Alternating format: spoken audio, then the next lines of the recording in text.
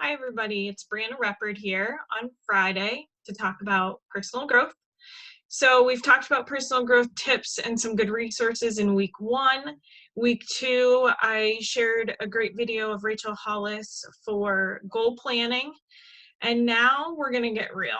It all sounds good, but sometimes you're just not feeling it. So today we're going to talk about personal growth. Are you in a rut and how to break out? So I'm going to start with a question. If someone was to ask you right now, how are you? What would be your answer? Meh, I'm all right, is what it is. I know right now there's a lot of things going on that we can't control. There's a lot of stressors, there's some wins, there's some losses, but ultimately, if we're just feeling meh, there might be some things that we can do to break out of that. So let's dive into 10 signs that you might be in a rut. So here's the checklist. Number 1, day to day, do you not look forward to doing much, or otherwise you're looking forward to sleeping to get through it, what you're doing. Number 2, you would like to get your creative juices flowing, but someone left the fridge with an empty bottle of juice in there for you. Number 3, your days are all a blur. It's weird to look up and blink and ask, is this Tuesday or Thursday? Number 5, by the time you have free time, you're too tired to do something interesting, or you're just plain unmotivated. Number 6, if you answer, how are you? Generally, you would say something like, meh. 7, you fantasize about getting away. Not necessarily on vacation, just being somewhere than where you're at. I know we're all feeling that right now. Number 8, you'd like to add something new to your life, but you're sure that you'll never have enough time or energy or resources to do it. Number 9, you're getting sick of hearing yourself complain about feeling stressed, tired, and unfulfilled. Number 10, and the number 1 rut symptom, even though you think that you'll be happier if you made a change, sometimes it is more comforting to stay the same and to mope about it than to try something new. So these are the same old thinking and the same old results. And right now it's under a magnifying glass. We are stuck looking at the same issues every day, new things coming into play. And so maybe this is a time to do something about it and get out of the rut. So how do you get yourself out of a rut? You feel like you're in a pit, you feel like things are just, it's a revolving door, it's the same thing. We don't have a lot of extra stimulus going on outside the house. So now we're finding a routine. Maybe you're finding a routine, maybe you're finding some outlets, but you could be more intentional about it. So sometimes you just need to stop getting done the wrong things. So I'm going to talk about some tips, and they're broken down into 3 sections: to stop, cut, and to act. So this diagram talks about how the developmental zones that there are, and we're going to dive in a little bit in a couple slides, but just to look at it, there's 4 different things that help motivate and to determination, I guess you should say. So there's proficient, passionate, not proficient. So ultimately, you want to be in this sweet spot on the top. So desired zone would be somewhere between something you're passionate about and you're also proficient in. Sometimes it's nice to be passionate about something, but if it's not proficient and it's not productive, it's a distraction zone. Then also on the other side of things, maybe it's something you're good at, but you're not passionate about it, so you're disinterested. And then completely non-developmental would be a non-proficient, non-passionate, and that's just kind of the zone is going nowhere. You're not gonna really create anything out of it. So first, the first subcategory is stop. Should you really be doing that at all?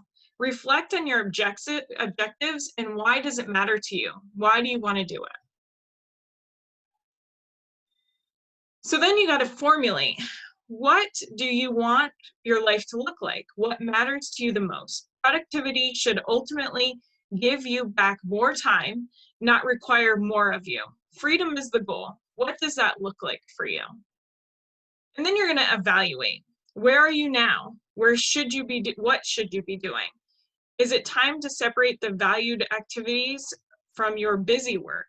Evaluate what you do and what you could do based on the two key categories. So this brings us back to the passion and the proficiency.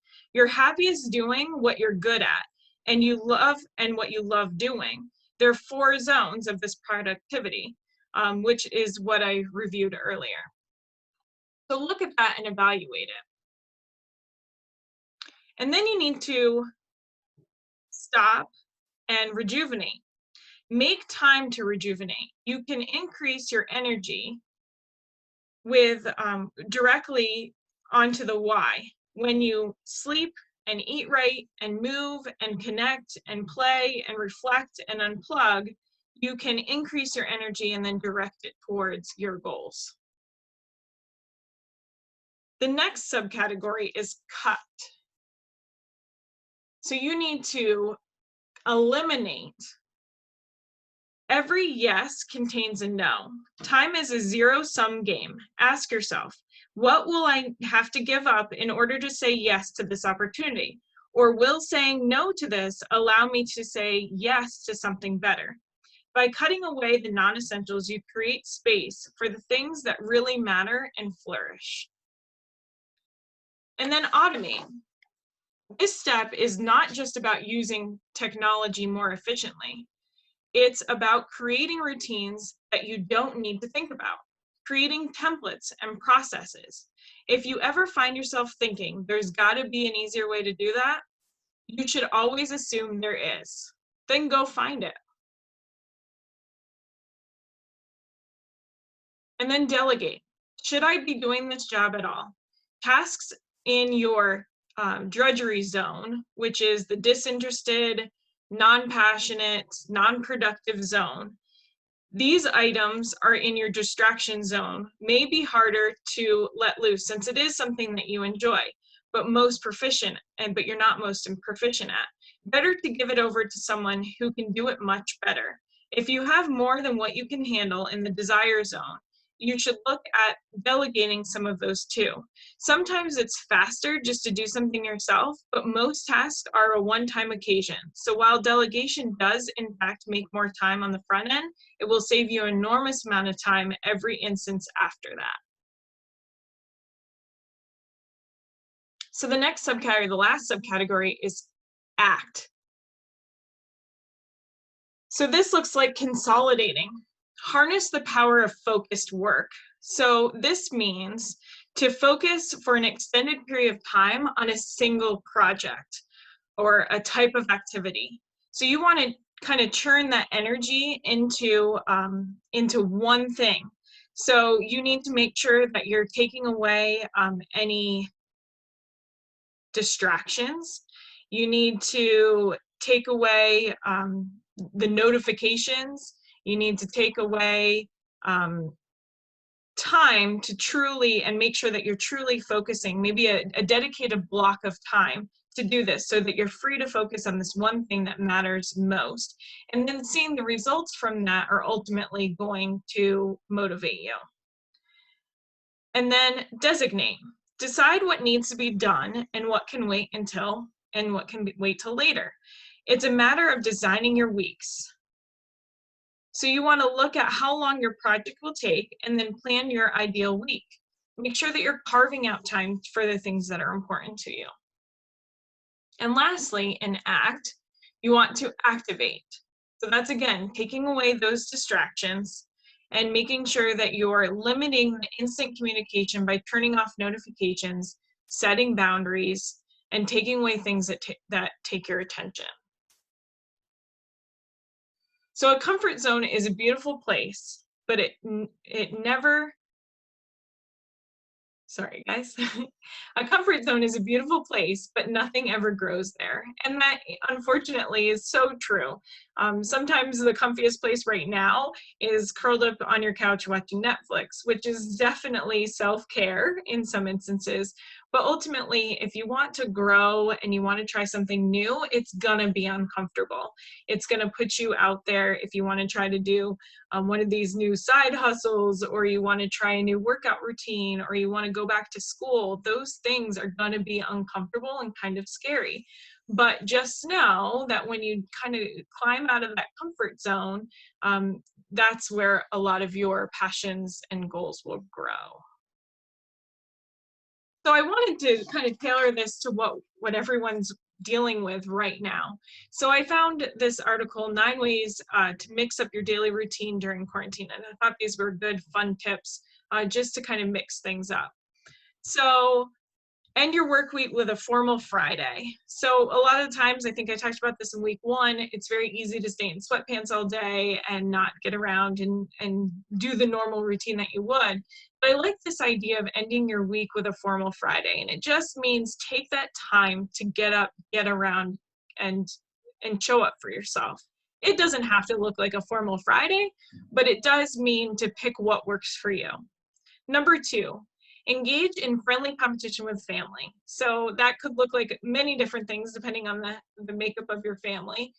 But it could be playing with the dog outside and doing races, or it could be playing a game with your kids, or with your spouse or your friends or your partners. So that's something to keep in mind, just to find fun in the chaos. Number 3, try new recipes. I know this is something that probably a lot of people have on their mind. We're on the internet a lot more, seeing what people are sharing, but also just trying to utilize what you have at home already, because going to the store is not something everyone enjoys doing. And right now, we want to try to limit that. So trying new recipes, digging things out, or going back to a lot of homemade stuff and teaching your kids or learning a new skill on how to, cook from scratch. Number 4, see if you have a green thumb. Try gardening. This could look like, if you have land, this could look like a big project, or this could be small planted herbs, potted herbs, just something to get your creativity flowing. Growing is a therapy of its own, so just trying something new. Number 5, take a virtual class. So you're starting today. You're watching this video, you're trying to better yourself, you're trying to put good things in. So watching our daily workshops Monday through Friday is a great way to start, but also researching what's available. We saw something going around that Penn State is offering some free courses.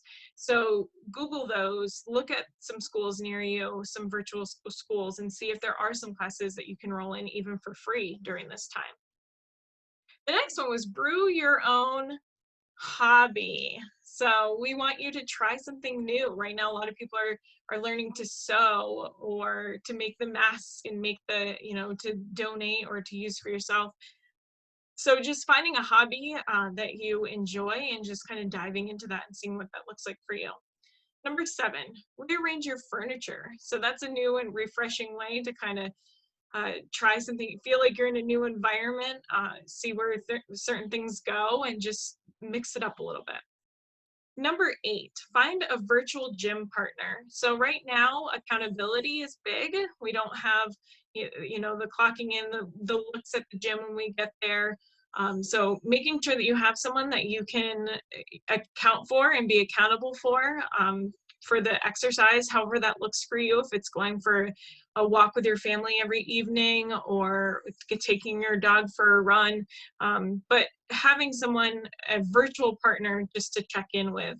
And then the last one was something new for me. It says it's a virtual scavenger hunt. So I guess this is something that's popular right now. It said to just Google virtual scavenger hunts.